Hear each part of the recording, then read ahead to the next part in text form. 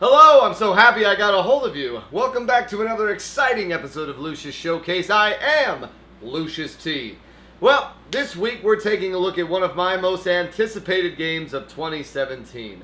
And the best part about it is I've only had to anticipate it for like 4 months. So anyways, you already know what it is. It is the title. So let's check it out. I have already gone over my love of tactical gameplay. So 2012's XCOM Enemy Unknown was my jam. The funny thing is I wrote this game off as another first-person shooter clone when I first saw it in Game Informer. I foolishly skipped the preview, the game came out, and I was none the wiser. Like Mega Man! I only learned of my mistake months later. The director of a show I was in knew I was a gamer and told me he was enjoying XCOM. I nicely ignored him until he mentioned the word tactical. My ears perked up immediately. Later that night, I read the Game Informer cover story I ignored. The game sounded phenomenal. Not a Halo clone at all. I bought it, and it quickly became my favorite game of that generation. XCOM 2, 4 years later, would be the game that pulled me back into the modern gaming scene. I can hit that 64% shot, and we'll be all good. Or I miss that 64% shot. You know what else I can? Because if I draw him out right now, I can put my I can put him into Overwatch, and then he'll have a chance of firing his pistol, and then he'll have a shot of firing his big Gatling gun. And I think that's a smarter way of going about it.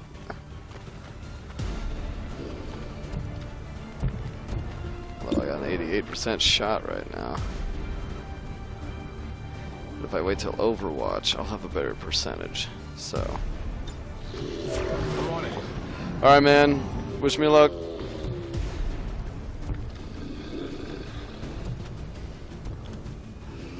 This is gonna be intense. Oh, what the f? It gains health? It f***ing gains health? I did not know that. Alright, well this is it, man. This is all it. Come on. Oh no. I really did not know it gained health. Yeah, you're dead. Oh. Never mind, Benny's dead. I even played it on PC, which I never do. Needless to say, XCOM means a lot to me. You do know that Enemy Unknown was a reboot, right? Casual. So when I saw Ubisoft's 2017 E3 press conference and saw Mario plus Rabbids Kingdom Battle's grid movement with cover-based gunplay and destructible environments in a frickin' Mario game, I was sold. I pre-ordered it that day. The game is finally out, and spoilers, I love it. I beat it in about 4 days, and what could have been a lazy XCOM ripoff is so much more. The premise of Mario Rabbids is ridiculous, and it works. I have never played any of the Rabbids games, and if I'm honest, I always found them annoying. When I see their antics, I thought, meh. When it leaked that there was to be a Mario Rabbids crossover, I was less than excited. However, it just works. Like you and me, buddy boy. So the story begins with the Rabbids time traveling to the basement of some kid genius who has developed a fusion visor that combines anything that the viewer looks at. Enter the Rabbids, who have a knack for ruining everything, I've discerned. One of them puts the visor on and turns all his Rabbid friends into monstrosities and Mario character lookalikes. They are then sucked back into the washer and teleported to the Mushroom Kingdom, where all hell breaks loose. It's up to Mario to save the day with the help of Beepo, the AI assistant to the Kid Genius, who becomes your controllable character in the hub world, whilst your squad of 3 trails behind. Mario is the squad leader, followed by 2 of the other 7 playable characters, one of which must always be a Rabbid. For cutscene reasons, I can only assume. You start the game with Rabbid Peach and Rabbid Luigi, and quickly gain more allies as you progress throughout the 4 worlds.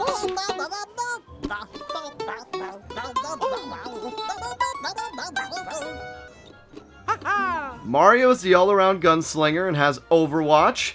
Overwatch being once activated, he can reactionary fire upon a moving target once and later twice. The best part is any movement triggers this, so you can wombo combo it for guaranteed kills.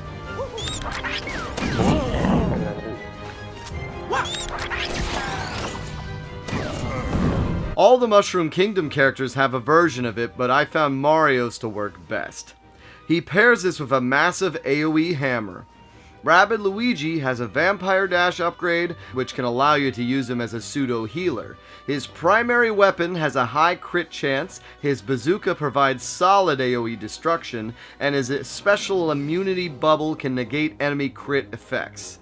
Rabbid Peach has the only traditional heal spell in the game. Similar shooting to Mario, as well as a nice drone explosive. This is your team comp until midway through World 1 where you get Luigi.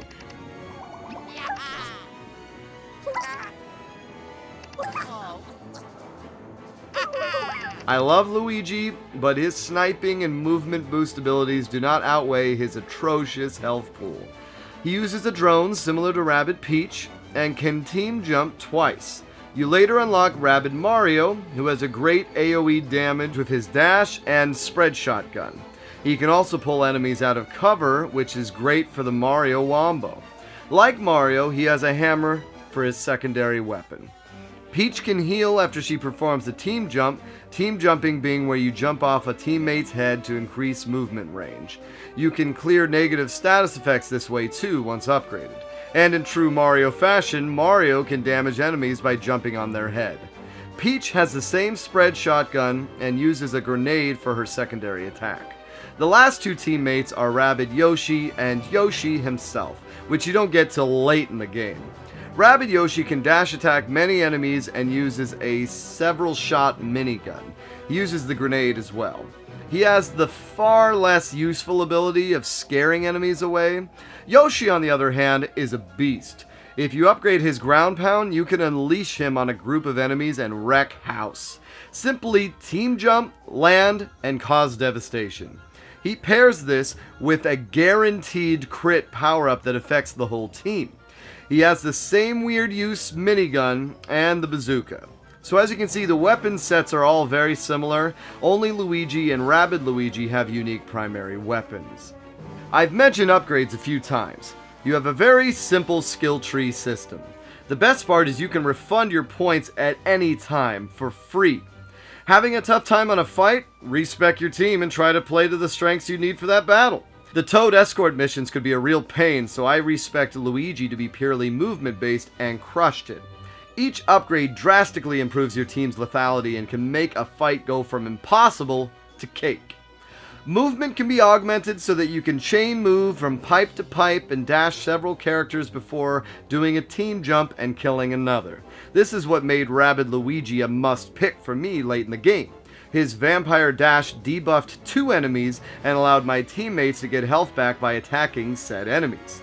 By far the most useless power-ups I found were the height advantage and gold coin shot bonus. Reducing special turns, dash attacks, and movement increases came in far more handy. Now there's no armor or consumables in this game.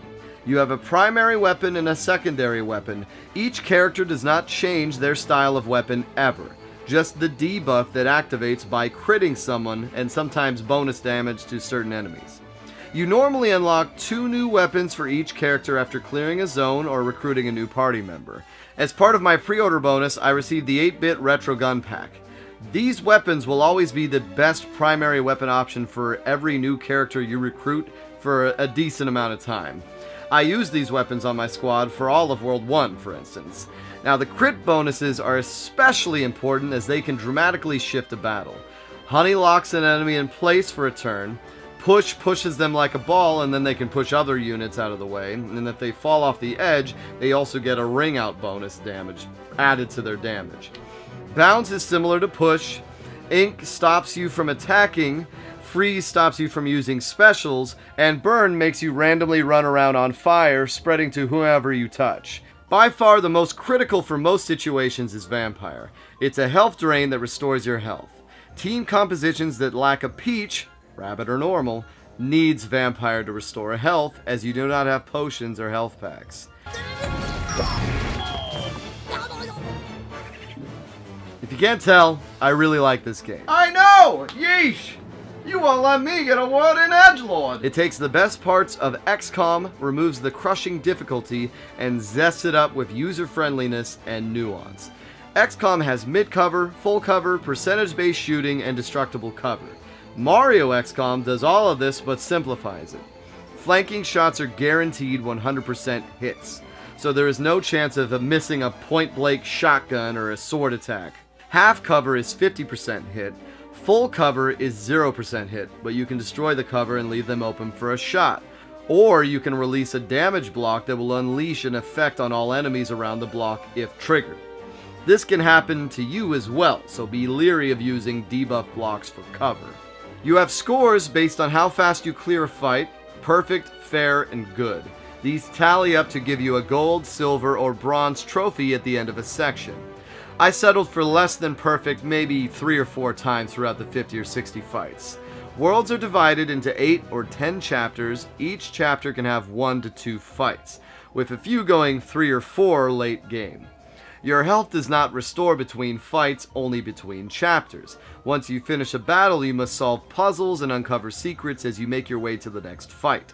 It's a brilliant way to break up the action and is an inspired take on Mario's usual way of moving level to level. Plus, you get to see the fight terrain up ahead as you approach. You sometimes find health mushrooms to help heal. Mario can even spec into this to increase the health gains, but I never found it worth it. All 4 worlds are themed, of course. World 1 is a typical mushroom kingdom. World 2 is a desert, ice desert mix. World 3 is a spooky Boo-themed Halloween world, and World 4 is Bowser's Lava Domain. Each world has a mid-boss and a final boss. The spooky world's final boss rivals the Final Fantasy VI opera scene, let me tell you.